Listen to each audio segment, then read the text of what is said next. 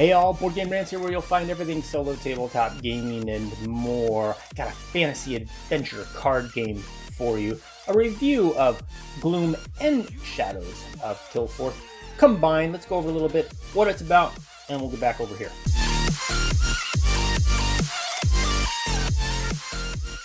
So welcome to the land of Kilforth. We got Gloom and Shadows. So I'm going to be taking a look at both of these and how they merge together, which I feel, for me at least, is my favorite way to play. You have twice the locations and more or less twice the reward cards, twice the encounter cards, twice, kind of just double everything, because these are standalone games. Gloom was first, Shadows second. And you can play them together. Let's go over a little bit about what the game is about. So in the beginning here, I mean, you see we've got stacks of cards, 4 stacks of cards on the right side, 4 stacks of cards on the left, and in the center here we have a 5x5 grid, and the grid represents the locations in this particular game. There's in the center, you're always going to have a city, and there's variants you can play where the city ends up other places, and you can end up with some a city different than Sprawl City here, for instance. But so that's going to be one of your 25 locations out here. The other 24 locations, there's going to be 6 of 4 different types. There's going to be 6 plains, 6 forests, 6 mountains, and 6 badlands out here. And it's going to be random. And these are encounter decks that are going to be associated as we move around the board, which I'll grab my character here in a sec. But as we move around the board, we're going to encounter different things represented by those stacks of cards. We're going to draw cards from those. Over here, you've got spells, items, titles, allies. These are reward cards. These are going to be things that you can get that help you on your quest here. So you're going to be exploring the land, having encounters, getting rewards. Down here, though, is where you're going to be playing off of. Essentially, you will get to draw your character and draw your class, and you can do it randomly. You can pick, you can choose. There's a bunch of different characters. In this case, I came up with Orc. There's a bunch of different classes. In this particular game, I came up with the class of Shadow, a Rogue. And so over here, I've got these skills that I can learn as I level up. And right here, you have, I'm going to be playing Casket of Souls. Now, this is my story that I'll be playing through this game, my saga. And it consists of 4 chapters. Chapter 1, Chapter 2, and then Chapter 3. On the other side of that is Chapter 4, and then kind of a finale of sorts to finish off my story. Once I've done that, then, and I've already drawn this as well, this is all pre-game stuff here, this is all setup stuff. Then I can go after the Ancient. And the Ancient is represented here. In this case, the Abbess of Penance. And the Ancient, which is kind of the big, this is how you win. You gotta kill this guy. And each Ancient, and then there's a bunch of them again, especially when you combine both games, that you can just randomize and grab one out. Comes with its own abilities. It'll have its own card. It also comes with its own plots. There's 6 plots each Ancient comes with, and those plots are going to come out at different times out on the board, and you want to resolve those, because that's essentially represents the Ancient going out and gaining strength, gaining power. If you don't handle those plots that come out, then the final battle is going to be more difficult. So you don't want to, usually you don't want to leave too many plots out on the board unresolved before you take on the big bad guy, the Ancient. And that's going to be near the end of the game. And of course, if you beat that Ancient, you win the game. Over here, we have a stack of night cards. These night cards, so eventually you're gonna be playing day and night. And during the day, you're going to be taking your actions. Then it's going to go to night, and you're going to be drawing a card to represent essentially the AI, if you will, of the game. And that is going to be a timer as well. Each of these cards is going to put one of these locations into Gloom. You'll be, right now, everything is everything is good in the land. But eventually, you're going to be, during the night, something is going to fall to gloom, and you're going to flip over locations, and then these locations become usually a little less hospitable. So that is going to be happening in different areas according to the night cards that you draw. And then when you're combining, actually you're going to have a bunch of tiles here to be picking from. And I've got this tiles in here that represent the night locations. It's my beautiful handwriting there. So that's when I flip over these night cards. This is going to essentially tell me what goes into gloom. And then my rewards, same, basically sort of the same set of tiles, but that's going to determine when these rewards come out, where I can go and discover them. And then right here, this is a cup that I'm putting all of the loot tiles in. The loot, it comes with some bags, but it comes with 2 bags, and it definitely doesn't fit in 1 bag. And so rather than have 2 bags, I just kind of dumped them all in here, and I'll just kind of draw randomly out of there. As I'm going about my business, I will inevitably come across some loot, and I'll just draw that out of there randomly.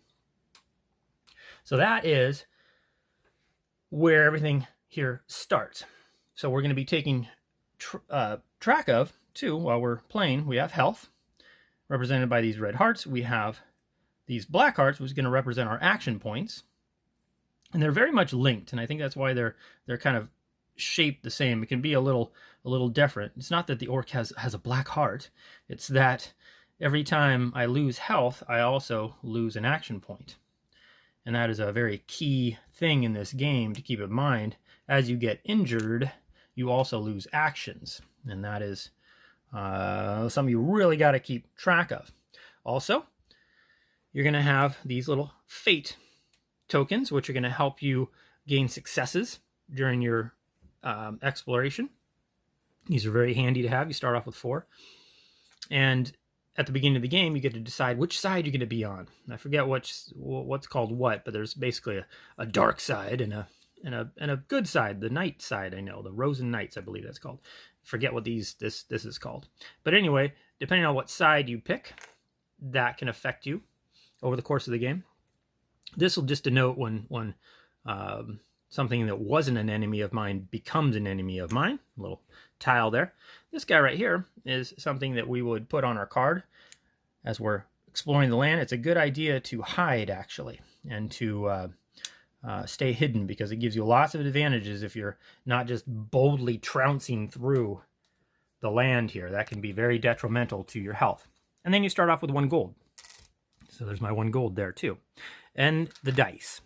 So essentially you're going to be rolling dice and taking, keeping track of the successes you roll when you roll the dice. So you'll roll dice, and any 5s and 6s are successes. Anything else, not successes. So after the roll of this, I've got 1 success towards whatever I was testing. And that is where you'll be looking a lot at your card or cards. Because as a orc, if I was fighting, I'd get to roll 4 dice. And any 5s or 6s would equal a success or a hit. If I was using my knowledge to try and accomplish something, a test, I get to roll 3 dice. With my sneak ability, I'd get to roll 2 dice, but now because I'm also this rogue, I'm going to get to roll 4 dice. So I'm especially sneaky as a rogue orc. But my ability to influence, that 1, is not very good. Just not, orcs aren't known for, they just look a little intimidating. It's tough to do some good negotiating if you're an orc. And that's represented by only being able to roll 1 die if I'm taking those kind of tests. So there's 4 types of tests, really. And again, you're going to roll different numbers of die.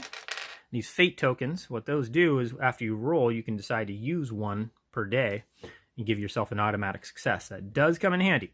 So up here, we got our stash of gold, stash of health, some more fate tokens if we need them, some more action points. Up here too, we've got these little guys. These little clouds represent obstacles that can show up in locations that you have to remove before you can do a lot of things. So that's why they look cute and puffy and cloudy and Not very threatening, nice and light white clouds, but they're a pain. So let's go through a little what it's like to play this game. So some considerations you're going to make before you really even get started is you're going to be looking at your chapter card here. And you can read your story. Everything's very thematic here. And you can find that in order to complete chapter 1, I'm going to have to acquire cards that have certain keywords on them. In this case, forest, place, and spell. Very nicely, they're color-coded to help give you some direction on where you might find such keywords. Once I have acquired cards like that have those keywords, and I have enough gold, I can take an action and complete this chapter, which would then flip over, and I'd go at chapter 2 in much the same way.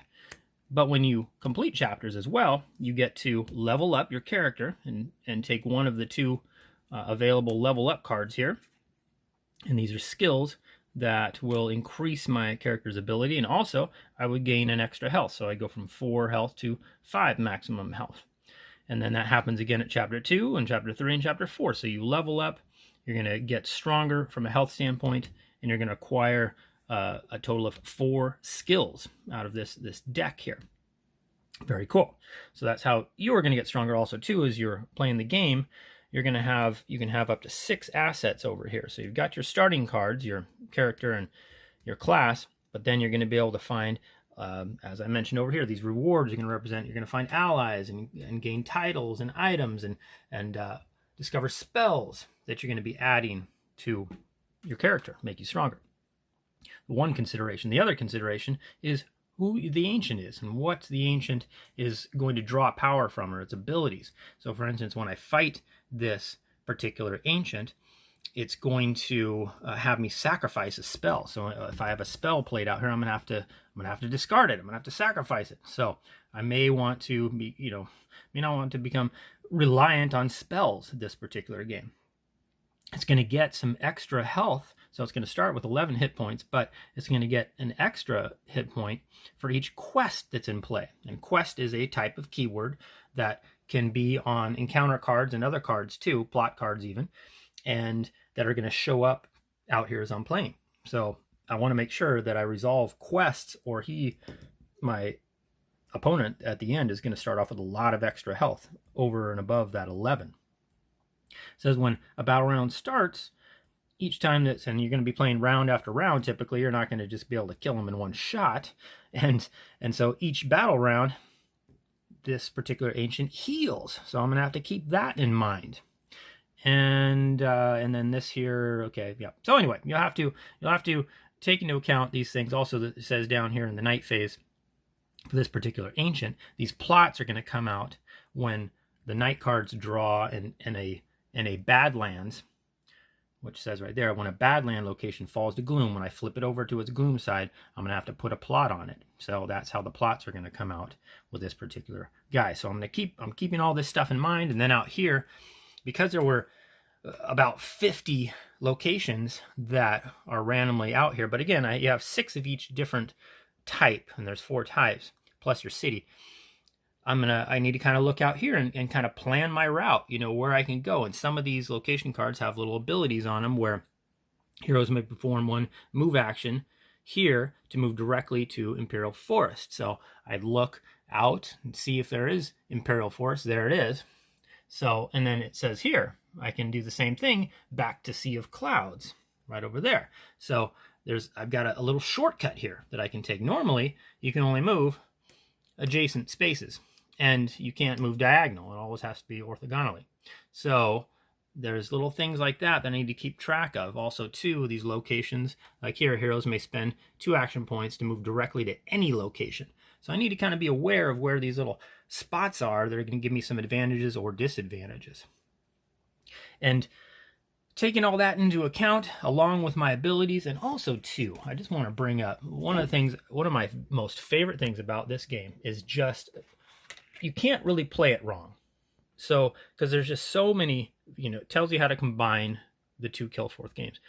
You can adjust the difficulty. You can play with different variants. There's a bunch of different variants here. There's ways you can change the game length. So, that's and here again is the Knight tokens variant and the reward tokens variant. And Gloom of Kilforth for veteran here. So you've got all these variants that allow you to suit the game to your particular tastes. So there's no real wrong way to play this game, and it has so many customizable options that you can just sink in and worry less about like, did I play that right? Did I play that right? I already have my own favorite little tweaks that I do with this game. But let's settle in and let's maybe do a quick round of play so you can see what it looks like. So back to those variants, I could officially decide how many Knight cards I want to flip over. There's only 25 Knight cards here, one for each of the card locations out there. And once this is gone, if I haven't defeated the Ancient, I lose. Or if the Ancient kills me, I lose. And the only way I win is if I take out the Ancient. And so you can start off by, on average, you'd flip over 2 cards to start. So I'm not going to mess with that. I'm just going to get moving right now, just so you can see a little bit about what's going on. Knowing that I need to get key cards with the keyword forest in place, and those are green locations, I want to move to the forest. And I can see out here that from Sprawl City to Fool's Den here, which is a forest, I can see by this little notation, it cost me 1 action point. But before that, whenever you move to a location, if it doesn't have an encounter on it, you have to draw an encounter, and that could be an enemy. If it's an enemy, it can surprise you, get the jump on you, and take you out pretty quick, especially early on in the game. So I'm going to spend 1 action point, I'll just set it aside, to become hidden. I'll put this on there. And you'll see if this is an enemy, that'll give me some choices there.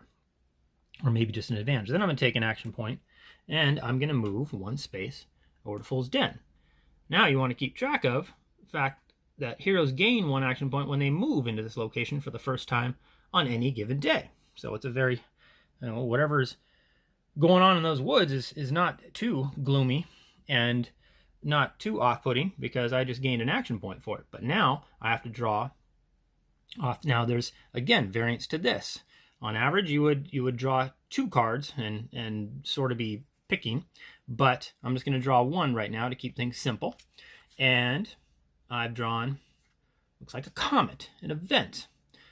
So revealed, all heroes lose 1 AP. All right, well, I was having a good day walking into this delightful forest until I was struck by a comet, or I had to dodge it. Flaming star, herald of impending doom, blazes fiercely in the sky, bringing fears to many lovers and tears to many mothers. So that just happened. And you can see it has the keyword of event on there, but that doesn't really help me out.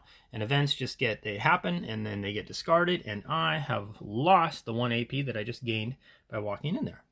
So now 1 action, so that's not what I was hoping to find when I walked in the woods. I wanted to find something with the keywords that I need. So I'm going to spend another action point, and I'm going to now search the forest here. Flip over the next card. What do we got? Laborer. It's a stranger, noble, forest. So right here are my keywords. Map. Weakness is armor. So that's something I really want to pay attention to, because if I had in my tableau here a card with the trait armor, I would automatically succeed at this particular card. But I don't have armor. And if I was all armored up, I guess I would intimidate the laborer, and he just would be an automatic success. But as it is, I need to take an action and confront this laborer. Now, again, I am not very good at talking people into things. I might just have to end up fighting this. So I can first try and talk to him, but if I don't, measure my words correctly, he's just going to want to fight.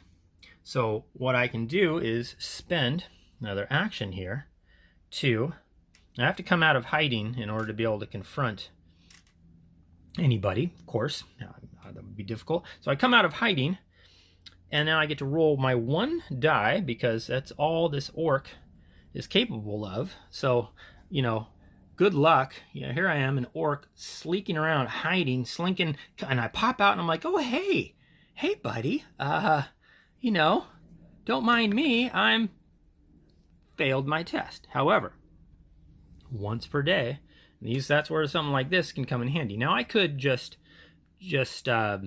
say, oh, negotiations failed. This guy wants to fight. And I would have to fight him right now, which maybe I'll do. But I could also turn in this fate token and get 1 success. You can do that once a day. But what's the fun in that? You know, it's far more thematic that I popped out as an ugly orc, freaked this laborer out. He is not willing to negotiate, and he wants to fight right now. So he's going to get 3 health, denoted right there. He is now an enemy, so this is no longer just there's a lot of times there'll be an enemy keyword denoted, but he is now an enemy, and that's why I put that there. And he wants to fight. And, well, he probably didn't want to fight, but I kind of freaked him out. So he will get to roll 2 dice against me. I get to roll my attack against him, and he has 3 health. So nobody's surprised. That's something that you can take advantage of when you're hidden, but I've come out of hiding, so there's no surprising nobody gets any extra dice to roll, essentially. And I get to roll, I'll roll first. I get to roll 4 dice because that is according to my being an orc there. So I'll roll these 4 dice, and it says Warborn. Add +1 to your tested attribute value in each test against a humanoid. Well, that guy's not a humanoid, so I don't get any extra dice. So I roll these dice, and I get 2 hits. So I got 2 5s. That's 2 hits.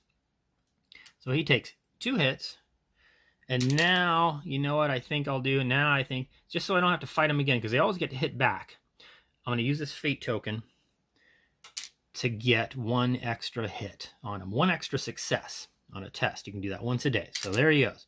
I've hit him hard enough to take him out, but he does get to strike me back. So I'm gonna remove these 2 5s because those. Wait, no, I'm gonna remove these 2 1s because these I've already wore out the successes in these, right? Don't we all have our crazy superstitions when we roll dice? No, of course the flip side of that is those 2 dice were warmed up, and so this laborer was not going down without a fight and hit me for 2. Now, if I had any action points left, those would get set off to the side. I'd have to set off 2 at the same time. But no, I didn't have any action points, thank goodness. But that guy, what a fighter. So he was already freaked out, and I think he just flailed around and got a good lucky shot on me. Now, I did take him out, though. So now I have a couple options. There's 2 things.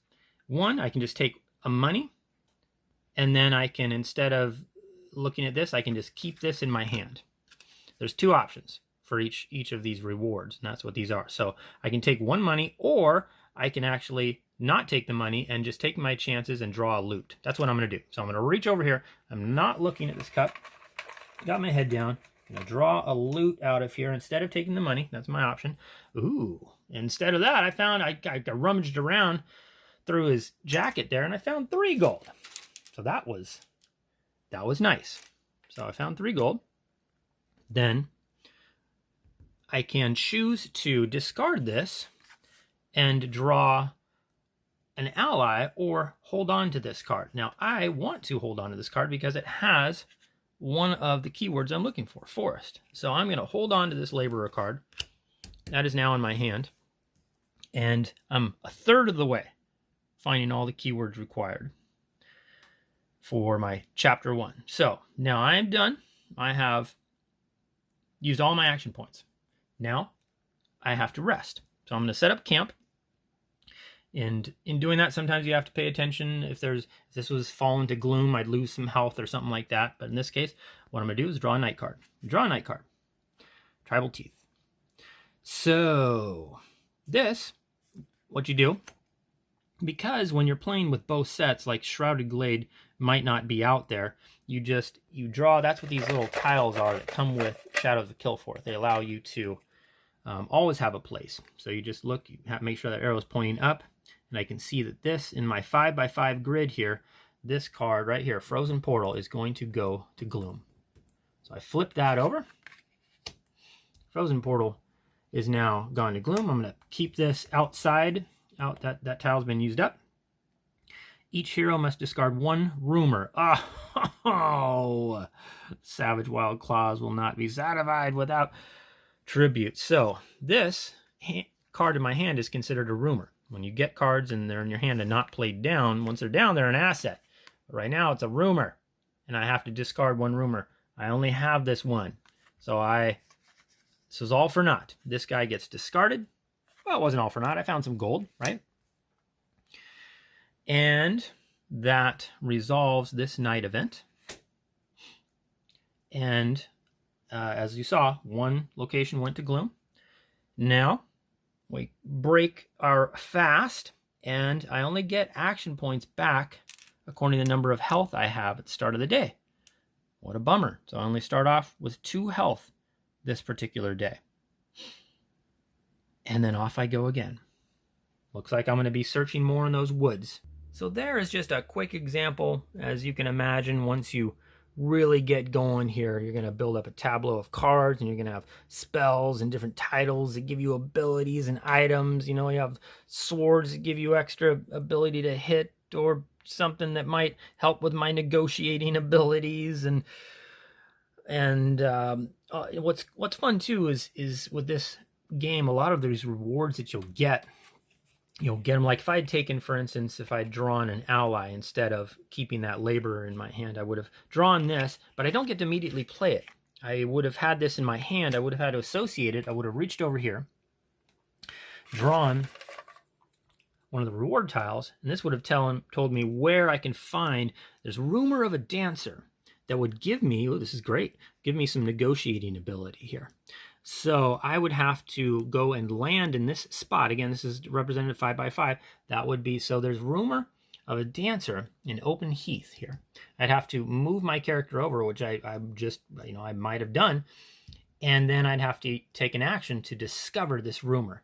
And then I would be able to, get discarded, I'd be able to take this dancer and actually place her in my tableau. Now I have an ally, a rebel, and she would help me with my negotiating, because, an orc that's hanging out with a dancer, how bad could that orc be, etc. Oh, I tell you, this lights up with such a variation every game. All the different assets you can get, the different skills that combine, and everything that you're out here and meeting with and fighting with, and the quests and the places and the enemies and the delicious. Let's talk a little bit more on the other side as I tell you what I think about Gloom and Shadows of Kilforth. So Gloom of Kilforth, I'd been looking to pick up for quite some time. I've been hemming and hawing about it for a couple of years now. And it was just never enough there. I mean, it's so much my thing, the whole fantasy, adventure, role-playing style games, and I play so many of them.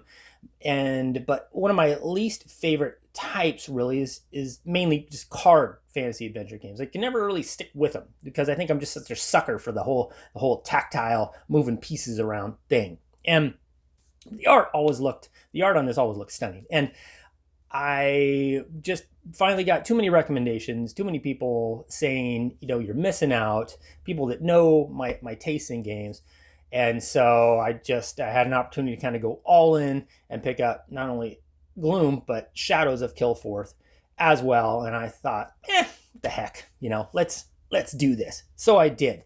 And I got to say, when my first couple plays of just Gloom of Kilforth, it felt to me kind of mediocre. It really was. The decks that you're working with looked small. I kind of had the sense of, it was cool. I liked it, but it just seemed like I was going to kind of tire of it quickly.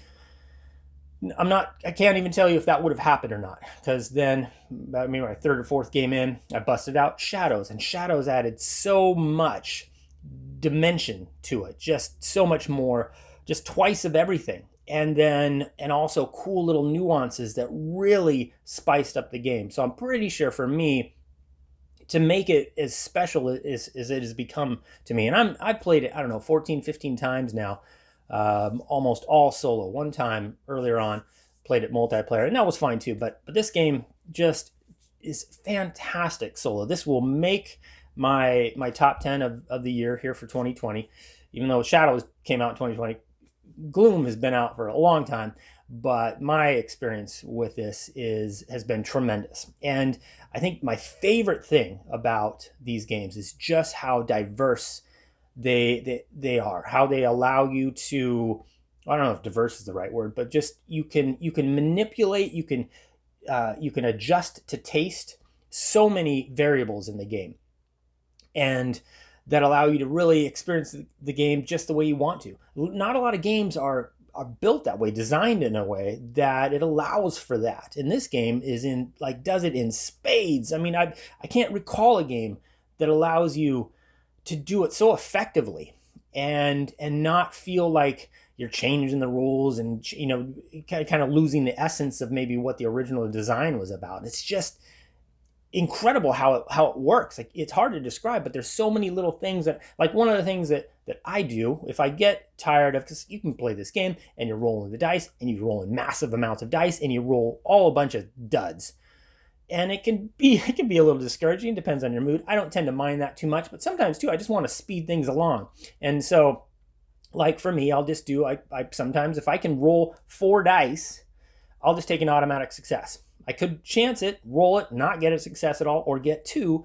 But sometimes I want to speed things along, and if I can roll 4 dice, I'll just take an automatic success.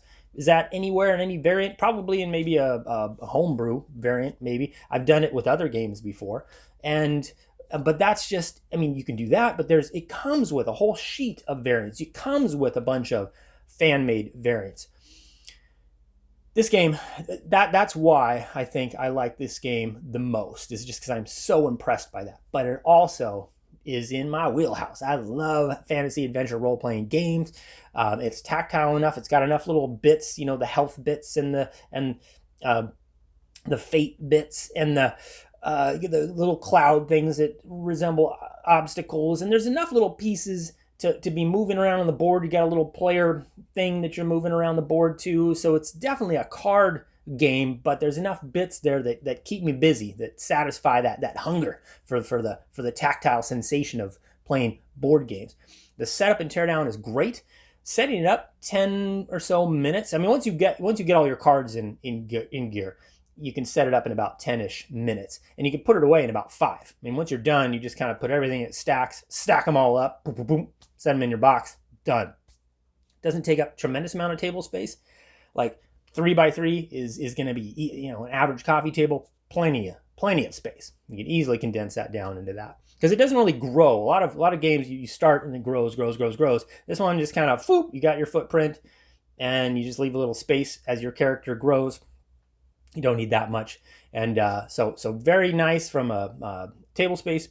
Portability is great. The boxes aren't that big, and you can put both contents worth of the 2 boxes, because they're both standalone games. You can put them in one box, and then you can just tote that around, and it's so very portable. Extremely replayable. Now that I have double the content, I have no doubt in my mind that I could just play this forever and ever and ever. And also, too, I just know a lot more about the game and just how variable it is when you're picking your characters in your class, combined with the ancient that you get, combined with the locations that come out in various areas, combined with how fast you can move here or there, combined with it's just every game. And it only takes a couple minutes too. You set it all up, and you can kind of see who you are and what you need to create based on the ancient and what you have available out there. And then, of course, there's just the randomness of the encounters. Extremely variable. Just fantastic replayability. Good strategy too, because it took me a while to realize, okay, I really need to start playing it. I get to the end, I get to my big battle, the ancient, at the end, and realize, oh crap, I'm gonna lose like all my spells are no good, because I didn't do this or this. And so you learn from that, and I still probably lose. I lose more than I win, but that's fine. It's and a lot of times it's like, I probably should have zigged when I zagged. Great strategy to this. A lot of mitigation, even with all the luck of the draw and the dice are concerned. The mechanics are just they're stunning. The mechanics move so succinctly together, and it makes sense even when you throw in all these variations. Once you get it, there's just not, you don't have to, I stopped looking at the rule book really, after somewhere between 5 and 10 plays. It just didn't need to, because you can't, even if you screw up, it just doesn't feel like you're screwing up. It just doesn't take away from the game. And you might realize, I forgot to, a big one is when you lose health points, you're supposed to lose an action point. That is a huge one. And if you forget that, you can blast through the game and you're like, well, that was easy. No, it wasn't. Anyway, length of play, a good hour to hour and a half. It takes, which is a little bit more than I kind of like, but but for the fullness you experience playing this game at the end, when you start off with just this little orc that can hardly talk to anybody without starting to fight, and then all of a sudden you get just this gain these titles and these allies and these abilities that you can, if you want to really develop its ability to be able to converse and to be able to influence. You can build your characters in so many just insane ways that the length of play, it's just required to kind of be able to build such a rich character, and you feel like it's worth it. I get this experience in Mage Knight as well. Mage Knight's a 2 to 3 hour game, but you get the sense of just like it was so worth it, and you get the sense of completion at the end. And this does it in half the time. So it's very, it plays very differently than Mage Knight, but it gives me the same sensation in the same period of time, really. Or a similar sensation, not the same. Rulebook, yeah, I think the rulebook's fine. You might find yourself having to dig through some forums to clear up some things, but the rulebook really does well to, I think it explained things pretty well. The theme is fantastic. You can get into it or you don't have to. You can just get into the mechanics of it and it feels thematic just through the mechanics. Or you can read all the little stuff on the Ancient and all the stuff on your story, your saga you're supposed to complete, and on your characters. Everything's just got cool little, and sometimes, some games I'm just not really interested. I just want to get through it. Here I just find myself kind of getting involved with because it's just kind of this cool idea where as you're leveling up, you're not only leveling up to try to defeat this big bad guy, but the way you level up is associated with a story, and there's bunches of different little sagas to go through. And that's fun that's there. It's not just going out, hacking away and leveling up. It's associated with a story.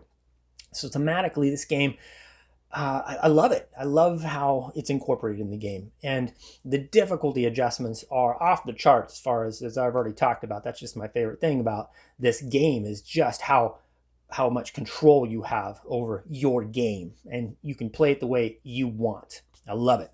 Solo, this is a gem. This ain't going nowhere in my collection. Gonna make the top 10. I don't know where it'll fall, but it will be in there in 2020. I've got maybe the second game I'm pretty sure of here as we approach mid-April in 2020. And yeah, my recommendation is, especially right now when a lot of us don't have much better to do than sit home and play a game, maybe Solo. This fantasy adventure role-playing is your thing. This is a good one. Thank you for joining me. Let me know, please, if you have any questions, concerns, or anything down below.